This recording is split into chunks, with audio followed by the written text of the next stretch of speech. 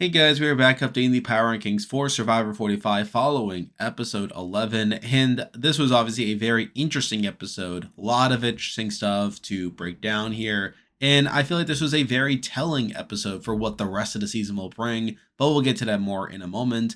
But there are 7 players to talk about, and as always, any more time, let's get right into the video. So starting off at number 7, we have the boot from this week, and here we have Emily. And obviously, Emily was a front runner for a lot of the season, sort of alongside another person we'll be getting to more soon.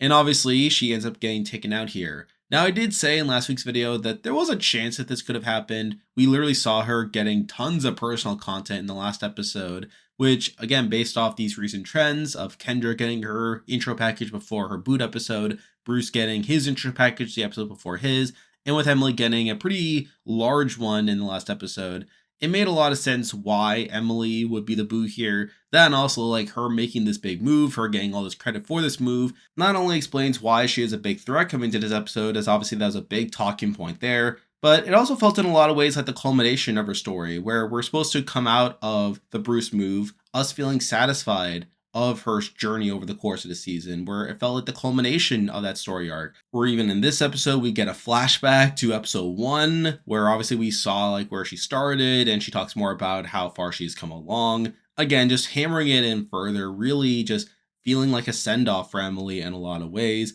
But even moving forward, I mean, Dee obviously gets a lot of propping up in this episode. That obviously explains why Dee ends up getting her way here and taking out Emily in this pretty crazy vote, where they obviously don't even split the vote. They end up putting all their votes on the Julie, even though there's a possibility of Julie having her idol. Now, yes, Emily did say in her exit interview that she actually didn't know Julie had the idol, where she thought that it went out with Sifu, but obviously it does explain why they don't split the vote there, and obviously she ends up getting taken out with Julie's sole vote to evict, which is pretty interesting in terms of a game outcome. And I feel like overall, Emily was obviously one of the biggest characters across the season. It was really fun seeing her like antics across the season and her obviously becoming a big player.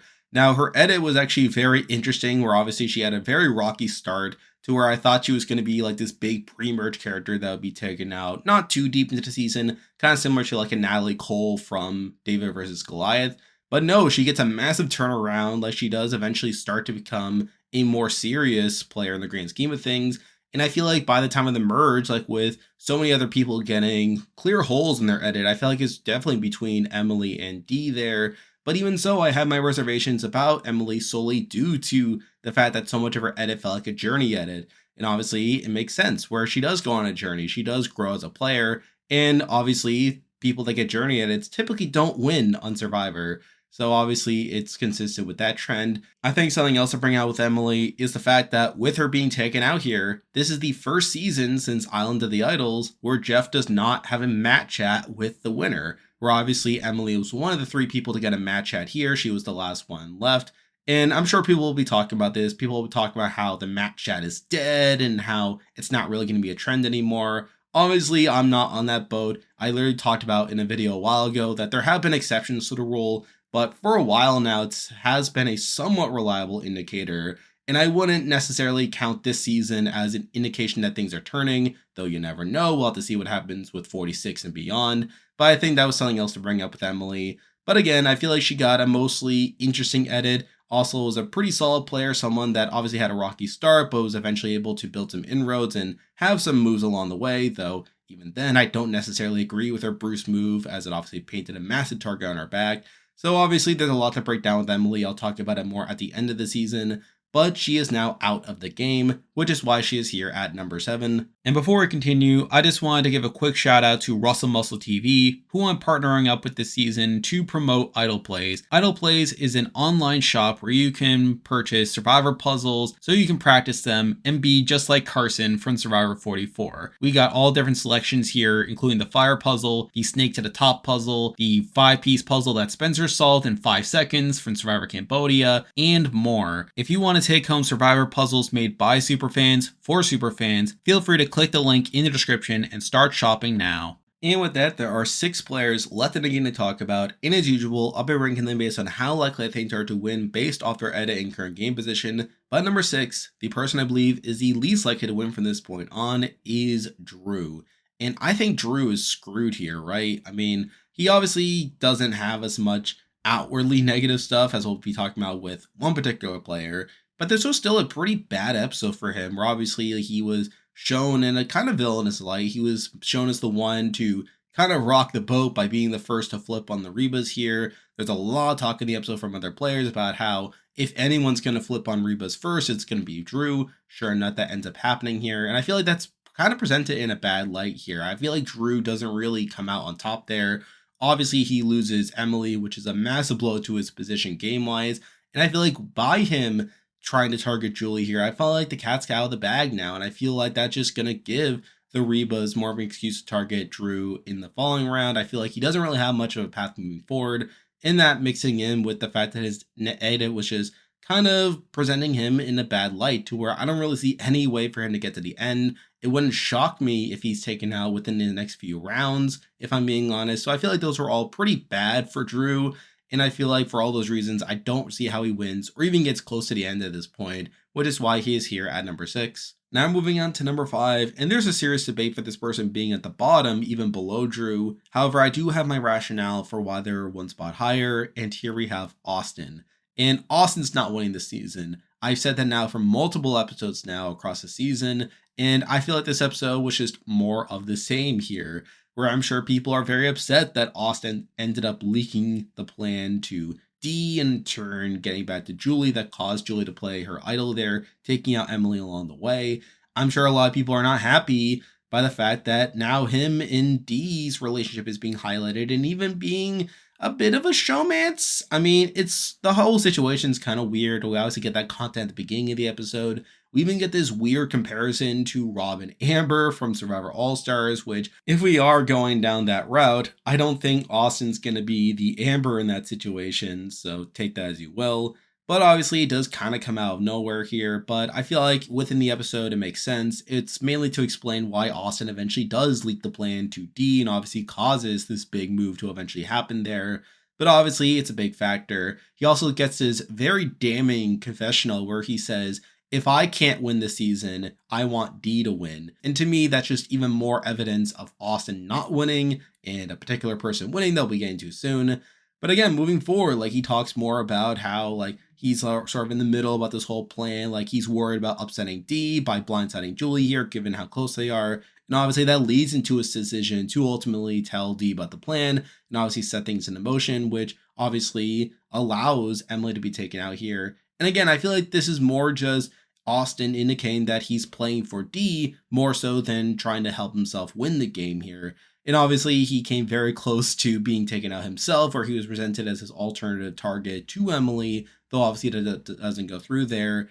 At the end of the day, I feel like this edit was just more of the same, if you ask me. It's just more evidence of Austin not winning the season, and I feel like it's more affirmative evidence of another person winning. But again, I don't want to get ahead of myself. And really the only reason I have Austin above Drew is that I feel like with this relationship between D and Austin, there is more of a case for Austin being dragged deeper into the game than Drew, where I feel like Drew already has set up to be taken out relatively soon. I feel like Austin has more of a likelihood of actually getting towards the very end, even though I feel like he's very unlikely to win, which is why he is here at number 5. Now moving on to number 4, and we have another person not winning the season, but I feel like they at least have some things going for them, and here we have Julie. And by some things, I really just mean she's at least being presented as someone that can win a jury vote. People are talking about her as someone that is actually a threat to win the game. But again, she's not winning the game either. Again, more talk in the episode about how likable she is and how she'll sweep the jury if she gets to the end. She talks about how Drew's the most likely to flip on the Rebas, and obviously that plays out there. She's obviously someone that I worry a lot about in terms of their short-term safety, in terms of them actually winning the game. But sort of similar to Austin, is also someone that has actively propped up D along the way, saying that D is her number 1 and that she's someone that she's willing to lose to at the end. So I feel like those are all very massive negatives to Julie's game. And again, I feel like they're really around the same ballpark in terms of their actual chance of winning the game at the end, which is why I have her here at number 4. Now moving on to number 3, and I actually considered putting this person at number 2, as I feel like this person has a bit more of a case to maybe win the game, though at the end of the day, I still feel like they're probably not. And here we have Coutura. And obviously, Coutura is someone that I was very much looking to in this episode, as obviously this is the first episode without Bruce, so it'd be interesting to see how she's presented there. And obviously, she does get her say, talking about how nice it is that Bruce is gone. But moving forward, like we see her focus kind of shift to a degree where she is getting more strategic moments. She is talking a bit more about her end game. And on paper, these would be things that I could prop her up for. But again, we're just so deep into the season that I feel like it's just too late for her to really turn things around. I feel like her best case scenario is getting to Final Tribal in a spot where it seems like she could win, only for her to not actually do so. So there's that. And plus, there were a couple things in this episode that makes me think that she might not even get the Final Tribal, where, for one, she gets her intro package in this episode, which, again, if we are going off this trend, I feel like that could be a warning sign for her next episode, where obviously, even though it's a very powerful story, talking about her upbringing and her becoming a lawyer and all this stuff, I feel like with this post-merge trend, I think that's something to be a bit wary of in terms of her overall longevity. She also gets this really weird scene at camp with Jake, where obviously Jake is practicing fire, and out of the blue, she just says, "Why can't we just vote someone out of 4? Why do we have to go to fire?" And to me, that's sort of a weird thing. I'm not really sure what to make of that. Now, Jeff did say on his On Fire podcast that he does have an idea for changing up force fire making, so maybe it could be an allusion to that. But I think it could also just be foreshadowing to Couture losing the fire making challenge, as why else would she not want to go to fire if she were not good at it, for example? So I think that was also something to look out for. And in general, I feel like Couture has enough holes in her edit to where she's probably not going to win by the end of it, though obviously this was still an interesting episode for her, and she's here at number 3. Now moving on to number 2, and we have someone who moves up a spot simply due to Emily being taken out, and here we have Jake. And this was not a great episode for Jake either, where right at the bat he talks about having 7 votes against him, with 7 being his lucky number, and that he hopes he doesn't get more, which by itself is kind of foreboding, as it could just be foreshadowing of him not even getting votes at Final Tribal, so I think there's that. He obviously talks about wanting to go on the journey when the boat comes, only for him to not be picked there, so that's not great. Though he does get some positivity as well, like when Austin and Drew are talking with him, he talks about putting on an actor's face and that how he's been an extra the last few rounds and that now he's hoping to step into a supporting role. Again, there is some stuff there, but at the end of the day, Jake's not winning the season. I've made that pretty clear across the last couple of episodes. And sort of similar to Austin and Drew, the main reason I have Jake above Coutura is that I'm more certain of Jake getting to Final Tribal to even get no votes at the end compared to Coutura, who I feel like could be taken out before then. But again, I made it clear Jake is not winning the season, and because of that, he is here at number 2. And now, at number 1, the person I believe is the most likely to win Survivor 45 from this point on is Dee. And Dee has won the game. This episode sealed it. I mean, she literally gets so much propping up across this episode, while also seeing Emily, the top contender alongside her, being taken out here in a spot where she gets a lot of the credit for doing so. Or right at the bat, we get that whole relationship with Austin, which did feel kind of weird, but at the same time, like, it's to explain why Austin later leaks the plan to Dee later on, where we're seeing this whole plan of taking out Julie comes together. Like, we obviously see Drew and Austin talking about wanting to blindside Dee, how they can't let Dee know, but all the while, Austin's talking about how Dee is someone he's close to and that he can't afford to lose. Now, Dee herself is pretty quiet over the first half of the episode. She's even proven wrong at one point where she says that there's no way Emily didn't get an advantage from the journey, even though we know that Emily did not get an advantage. So that was a bit of a worry there. But again, the second half of the episode is where she really starts to shine, where she gets a confessional as her walking out the immunity challenge with her sensing that things could go wrong. And obviously with Austin being so worried about losing Dee, all that builds up to Austin leaking the plan to Dee, which by itself, that whole moment was presented as a big deal as they literally cut to commercial right before it happens, so I feel like that was worth mentioning.